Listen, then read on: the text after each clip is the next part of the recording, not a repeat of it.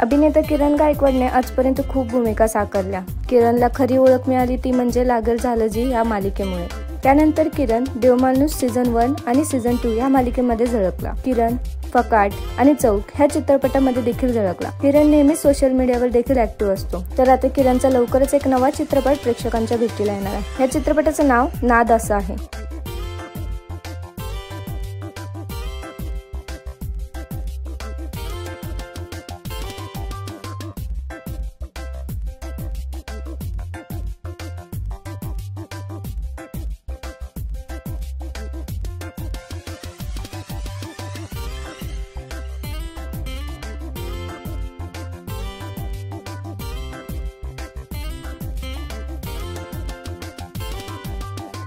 तुम्हाला किरणचा हा नवा चित्रपट पाहायला आवडेल का? हे आम्हाला कमेंटमध्ये नक्की सांगा। धन्यवाद।